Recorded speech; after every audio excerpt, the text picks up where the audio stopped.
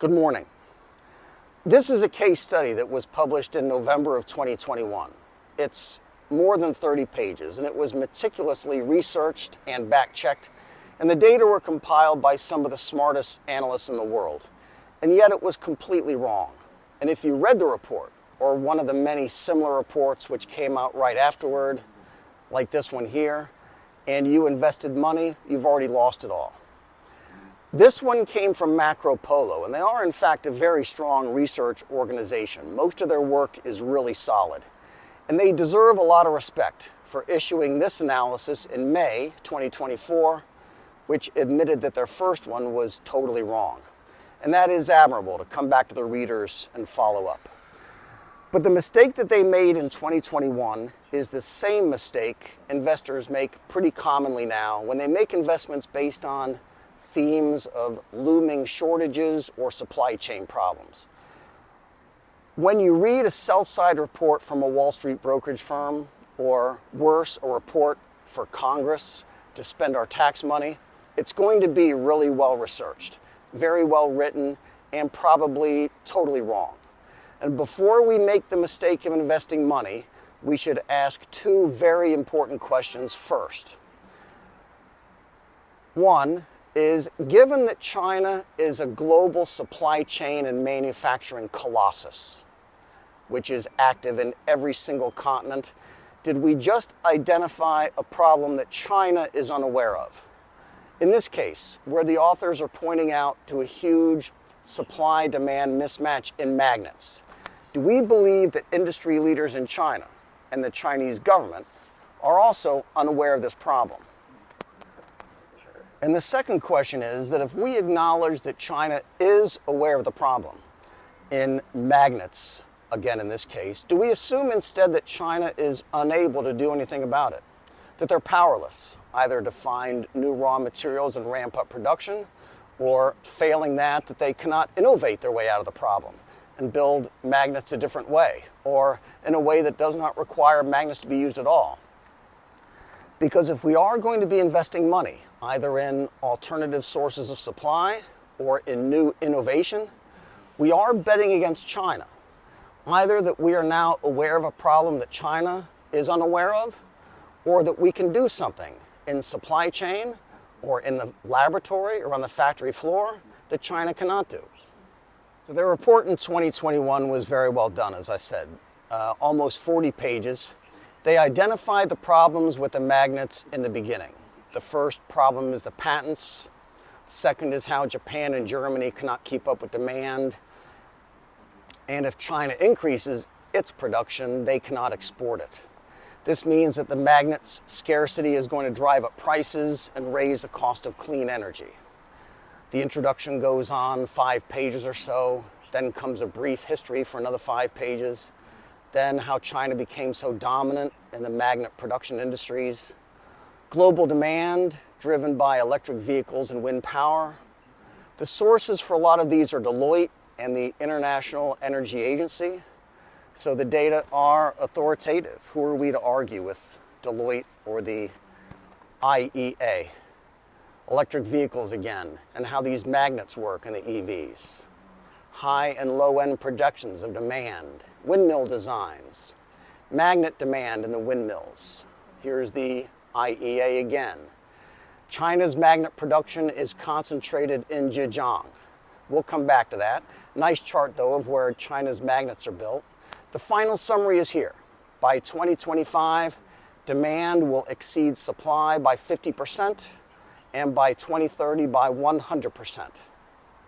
That means that other production sectors will go without magnets completely, and that we should expect big price increases. And as we said, every word of this was true at the time in November 2021, and they are completely untrue now. And if you've invested money, it's gone. This comes from their new report, and kudos again to Macro Polo for putting it together, because they're the only ones who did. Neodymium oxide prices. If there were a shortage today of magnets, this price chart would be a straight line up. Instead, it's been falling. Ironically, since just about the exact same month the first report came out about the magnet shortage, late 2021, may be January of 2022. So why did this investment theme fall apart? Behind the scenes, Chinese suppliers were already rapidly building up capacity in anticipation of the boom. JL Mag in Jiangxi started a giant new production facility in Baotou in Inner Mongolia and doubled its production. Ningbo Yunsheng is building another one in Inner Mongolia. Ningbo is a big city in Zhejiang. And remember, this chart from the first report that so much of China's magnets were built in Zhejiang, behind the scenes, they were moving to Inner Mongolia. As a result, now China's magnet supply has been growing twice as fast as anyone thought. This case study was in November 2021, which was just before China's magnet production rocketed higher. Now they conclude that it's no surprise that the biggest 6 magnet companies are in Baotou, where the local government was building a magnet valley. Let's stop right there. Chinese municipal governments do not do anything on their own.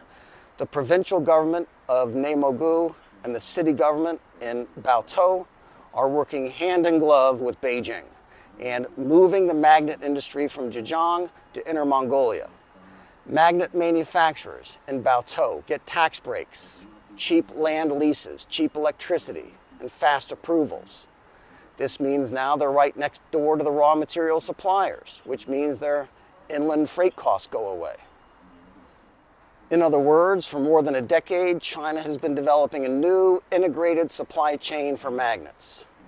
So if you're an investor, again, you'll be right to wonder how it is that giant consulting companies like Deloitte or big NGOs like the International Energy Agency, they didn't realize that China was building an entirely new industry to deal with this problem.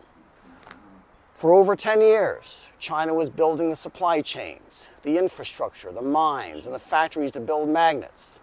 The prices that were predicted to soar, they collapsed instead.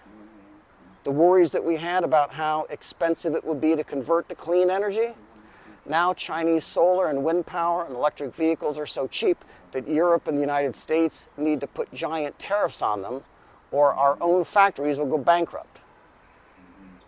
In the United States, we're supposed to be building out our own magnets industry, but now the analysts conclude that it's not going to happen either. Our policy goal is to satisfy over half of domestic demand in 2 years, but even with big subsidies, we haven't even really begun at all. Essentially, we are at zero now. Remember this from the first report? Even if China can build out its production, they would not be able to export their magnets abroad. That was wrong too. The United States won't be able to bring magnet production online by 2026. And Chinese magnet executives say they're going to own the international export markets. They are unfazed by the tariffs. Doesn't matter what the tariffs are if our own production is at zero. Make the tariff 100%, make the tariff 1,000%, it won't matter. Then there's this. It's the Chinese market which is the primary driver of demand anyhow. China's the world's factory. Their exports are only 20% anyway, and if we don't want to buy Chinese magnets and we can't make the magnets ourselves, it means that we're not going to be manufacturing anything that requires a magnet. And to the Chinese, that's just fine too. Inner Mongolia, here it is, North China. Be good.